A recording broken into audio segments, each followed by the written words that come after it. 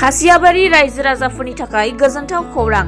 दिनै गसाइगाव महकुमानि सिङाव थानाय खासियाबारियाव थांनाय 2004 आरो 5 मायथाइयाव लुफुंजायै आद्रा थानाय खासियाबारि देहा फाहामसालिखौ गोदानै लुफुंनो थाखाय खुन्थिया गायसनदों।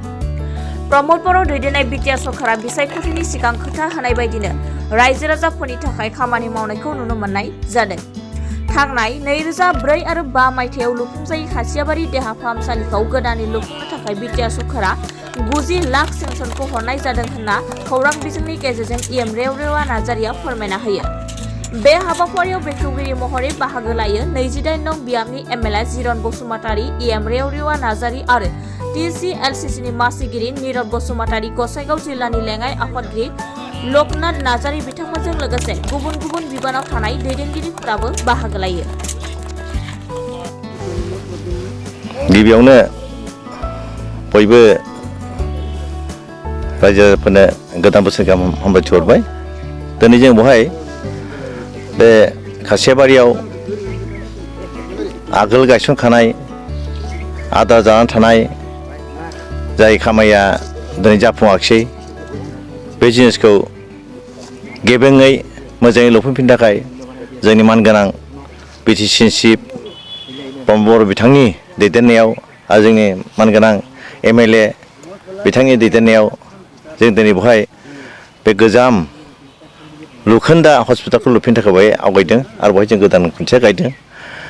बयबो मिथिगौ दे बे हस्पिटालखौ 2004-05 बेखिनियाव गायसननाय जादोंमोन। नाथाय बै समाव जायफोर मावदोंमोन बिथांमोननि जे माने खेलि-मेलि खामानि मावनायाव बे जिनिसखौ बिथांमोना लुफुंनो हायाखै, जायनि थाखाय बियो गोग्लैनानै थादों।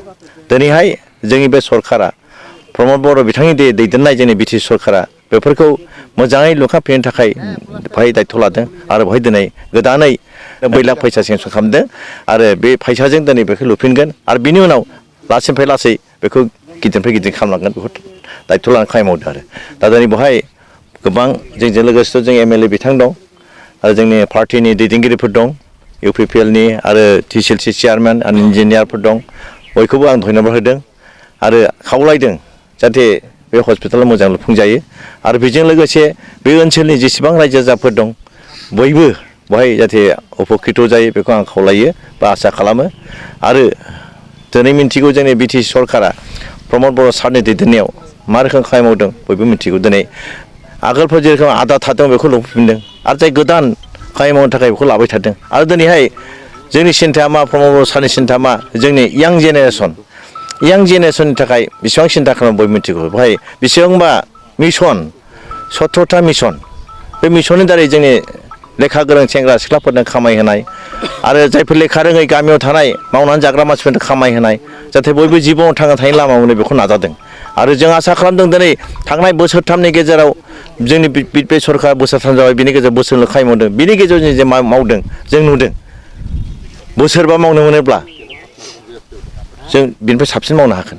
आरो जों गोबां जोंहा प्रजेक्टफोर दं, बे प्रजेक्टफ्रा स्किमफ्राय जाजोब्बाय, प्रेक्टिकेलि खामानि मावनो बाखि थाबाय आरो दा ओंखायनो खावलायो आङो रायजो राजाफोरखौ, बे ओनसोलनि रायजोफोर जोंनि जमदर ओनसोलनि रायजोफोरखौ खावलायो नोंथांमोना मोनसे आसा जे आसा दं माबा मोनसे डेभेलपमेन्टनि, बेखौ माने नेनानै थानांगोन, बिसास लानांगोन आरो अननाय देखायनांगोन, जाहाथे बे आसा बिसास आरो अननायजों जाहाथे जों खौसेयैनो रायजोनि थाखाय खामानि मावनो हायो बेखौ आं खावलायो। रायजोफोरखौ आं खावलायो धैर्य हमनानै थायोब्ला गासिबो जागोन। मानोना भारत सरकारा दिनै 76 इयार्स जाबाय स्वाधीनता जानाया, समयसायाथ' दाबो जोबाखै नङा होमबा? आसाम सरकारा बिदिनो दिनै दाबो जोबाखै। जोंनाथ' आलादा रायजोबो नङा, 6 सिडुलसो, बेवहाय जा मोनदों जों बेखौ मावलांगोन। बेखौ थाइसे फैसाखौब्लाबो जों फाय रायजोफोरनि हिसाब होनानै मोजाङै बाहायलांगोन। आगोलफ्राव जे रोखोमै जानला मोनला बाहायदों जों बिदि बाहायनाय नङा।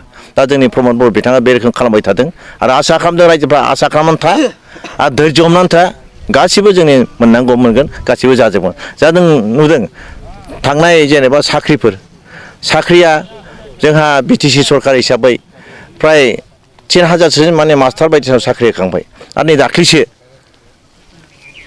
95 जन बिटिसिआव माने CSP जों माने साख्रि मोननाय फिक्स पिआव दंमोन बिसोरखौ रेगुलाराइज खालामबाय आरो दिनै 1200 जन मास्टारफोरनि आरो लोगोसे 3000 जन थार्ड ग्रेड फर्थनि साख्रि बे मासनि गेजेराव सार्कुलार होगोन आरो इन्टारभिउ जागोन बेवहाय जोंनि माखासे मानसिफ्रा बुंनो सानदों सोरबा मानसिफ्रा बुंदों जे बिटिसिनि थार्ड ग्रेड फर्थ ग्रेड साख्रिखौ आसाम सरकारा लांजोब्बाय बिसोरनो हरजोब्बाय खिन्थु मिसा खोथा दाख्लै जे आसाम सरकारनिफ्राय इन्टारभिउ जादों बेवहाय जोंहा लाबसो मोनदों जोंनि मोनसेबो पस्टआ बिसिबां थाङाखै जोंनावनो दं जों बेखौ दिनै होफिनगोन SIU जागासिनो दं थाबै जासिगोन आरो बे मासनि गेजेराव निस्सय सार्कुलार होनानै इन्टारभिउ लागोन आरो बैहाय जोंहा आसाम सरकारनि जे इन्टारभिउ होनायाव जोंनि गोबां जोंनि बिटिसिनि मानसिफ्रा प्राय मथा मथि 1000 2000 मानसिया जोङो साख्रि मोनदों जों बेनिफिटसो जादों बेखौ बुंदों माने बिटिसिनि साख्रिखौ बिटिसिया हमथाना लाखिनाखै आसाम सरकार बे मिसा खोथा आं बिदि खोथाखौ कन्डेम खालामो जाहाथे बयबो बुजियो रायजोफ्रा दिनै बुजिबायबो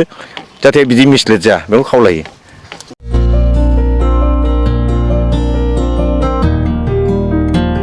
उदालगुरि नोगोरनि शंकरदेव मिशन हाई स्कुलनि साखाथियाव थानाय रेगिरेगां दख'ना गलायाव लफाय FNF महर ब्रेन्ड बिबार ब्रेन्ड आर'नाइ ब्रेन्ड जुरिपान माथानि बायदि बायदि रोखोमनि दख'ना आर'नाइ ब्लाउस फालि आरो बर'नि साबसिन हामसिन आगरनि जिफोरखौ हलसेल आरो रिटेल मोन्नैबो बेसेनाव बायनो हागोन बेनि थाखाय नोंथाङा 7896313108 एबा 8471820909 जानबुं नाम्बाराव सुलाद लानो हागोन।